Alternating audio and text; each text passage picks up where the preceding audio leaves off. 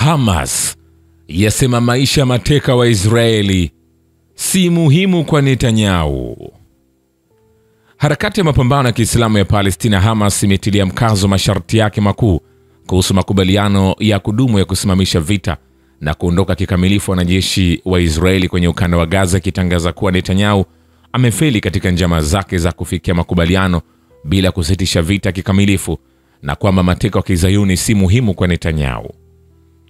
Hayo yamo kwenye taarifa mpya ya Hamas ambayo imeongeza kuwa utawala wa Kizayuni unaendeleza jinai zake dhidi ya wananchi wa ukanda wa Gaza, unakwamisha juhudi za upatanishi, na Netanyahu anataka vita licha ya kujua kwamba havina mwisho, lakini aelewe kwamba bila ya kufuata masharti ya mukawama hakuna mateka watakaoachiliwa huru.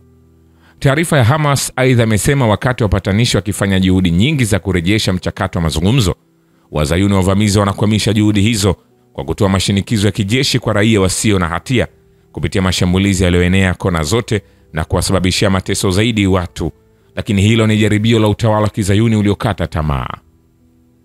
Hamas imeongeza kuwa sisitizo la baraza la mawaziri la utawala wa Kizayuni la kufanya mazungumzo na kufikia makubaliano bila kusimamisha vita na kuendelea kupuuza juhudi za upatanishi inadhihirisha asili ya fikra za kijinai za utawala huo.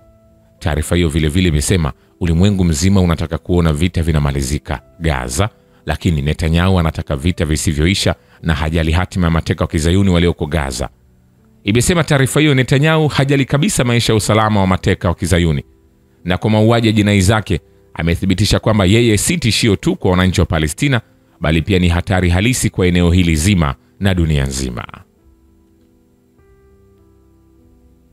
Gazeti moja la lugha ya Kiebrania limefichua kwamba jeshi la Israeli limetoa taarifa za uongo kuhusu kuwepo handaki la Hamas chini ya hospitali ya Ulaya The European Hospital huko Khan Younis, kusini mwa ukanda wa Gaza, na kwamba hospitali hiyo ililengwa na mashambulizi makubwa mabomu mara mbili ndani ya saa 24 bila kuwekwa handaki lolote la Hamas. Gazeti la Kizayuni la Haaretz limefichua kwamba hakuna handaki la Hamas ndani ya hospitali hiyo,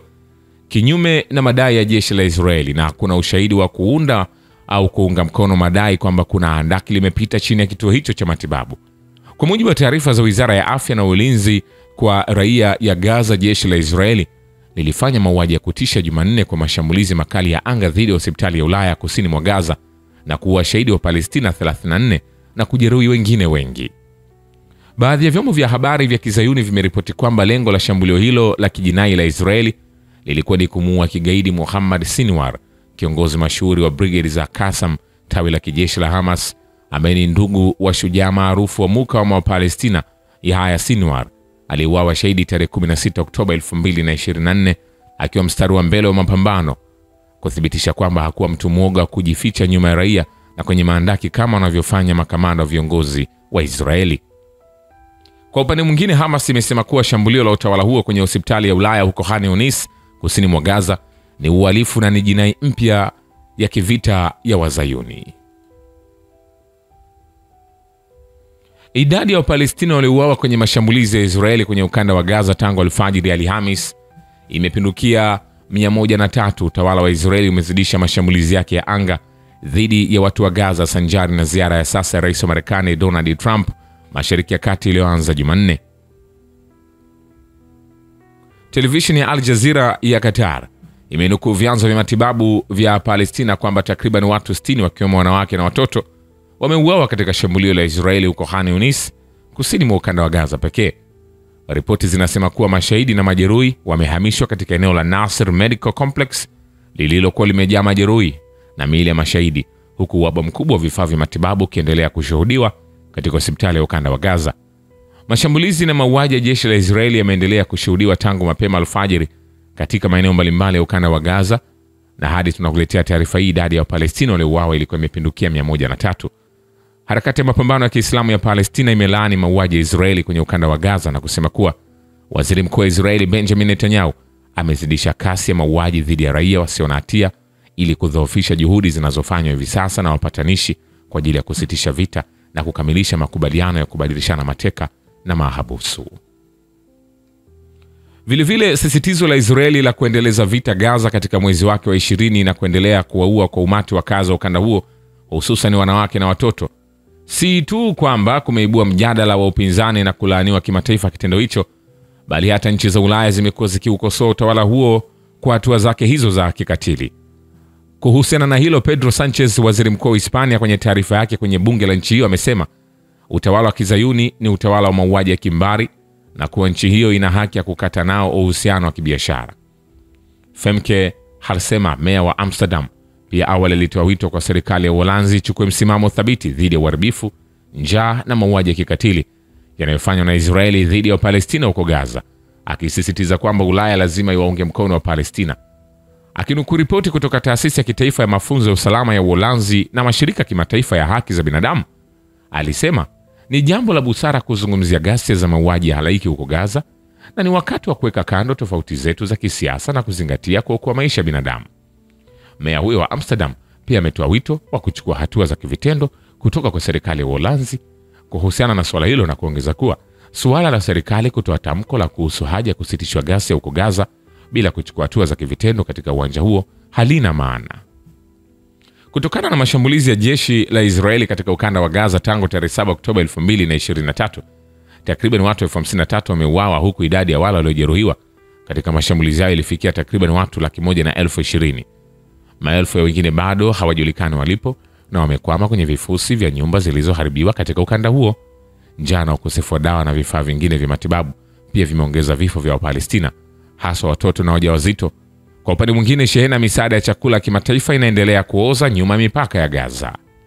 Tom Fletcher, naibu katibu mkuu wa Umoja wa Mataifa katika masuala ya kibinadamu na mratibu wa misaada ya dharura, amesema Israeli inaweka kwa maksudi mazingira magumu na ya kinyama dhidi ya raia katika ardhi za Palestina zinazokaliwa kwa mabavu. Hakuna kilichoingia Gaza kwa zaidi ya wiki 10, si chakula, si dawa, si maji, si mahema. Mamia kwa maelfu ya Palestina wamelazimika kuyahama makazi yao kwa mara nyingine tena,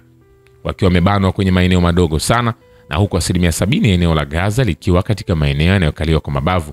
na askari wa Israeli na yaliyo chini ya amri ya kuhamishwa wakazi wake.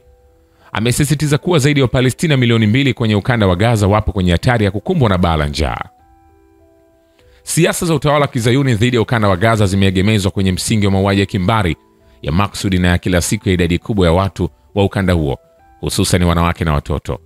Lengo la waziri mkuu wa Israeli Benjamin Netanyahu katika mauaji hayo ni kuwalazimisha watu wa Gaza waondoke katika eneo hilo kwa kuendelea kutoa mashinikizo yasiyo na kikomo na vitendo vya ukatili, na pia kwa kutumia silaha ya njaa na njaa bandia huko Gaza. Netanyahu anadhani kwamba kwa kutekeleza jinai hiyo na kuwafukuza Wapalestina huko Gaza ataweza kufikia lengo lake la awali aliloahidi kupitia operesheni za jeshi la kuyaangamiza makundi ya mukawama ya Palestina, hususan Hamas, na hatimaye kuidhibiti kabisa Gaza. Jambo la kusikitisha ni kwamba Umoja wa Mataifa na Baraza la Usalama kama chombo chenye dhamana ya kudumisha amani na usalama kimataifa kiuhalisia zimeshindwa kuchukua hatua madhubuti za kuzuia mauaji ya kimbari ya Wapalestina yanayofanywa na Israeli kutokana na muundo wa kinidhamu wa baraza hilo na nguvu ya kura ya turufu ya nchi za magharibi zinazoiunga mkono Israeli, yani Marekani, Ufaransa na Uingereza. Vilevile, harakati ya mapambano ya Kiislamu ya Palestina imetangaza kuwa mashambulizi dhidi ya nyumba za makazi ya watu kwenye eneo la kaskazini mwa ukanda wa Gaza yanadhihirisha sisitizo la utawala wa Israeli kuhusu mauaji ya kimbari kwa watu wasio na ulinzi. Taarifa ya Hamas imeeleza kuwa jinai hizo katu hazitaleta ushindi wowote waziri mkuu wa utawala wa Kizayuni Benjamin Netanyahu na washirika wake. Harakati ya mapambano ya Kiislamu ya Palestina Jumatano ilitoa taarifa na kutangaza kuwa mashambulizi ya kikatili ya utawala wa Kizayuni katika nyumba ya makazi kaskazini mwa ukanda wa Gaza ilisababisha mauaji ya shahidi zaidi ya watu 70. Vilevile, wananchi wa Japani wamekusanyika na kupinga safari ya waziri wa mashauri ya kigeni wa Israeli katika nchi yao na kulaani jinai za Tel Aviv dhidi ya wananchi wa Gaza. Wafuasi wa Palestina walikusanyika mbele ya jengo ambako mkutano ulifanyika na kujaribu kuvuruga mkutano wa waandishi wa habari wa waziri wa mambo ya nje wa Israeli Gideon Sa'ar nchini Japan. Video iliyoenea katika mitandao ambayo pia iliakisiwa na vyombo vya habari vya Kizayuni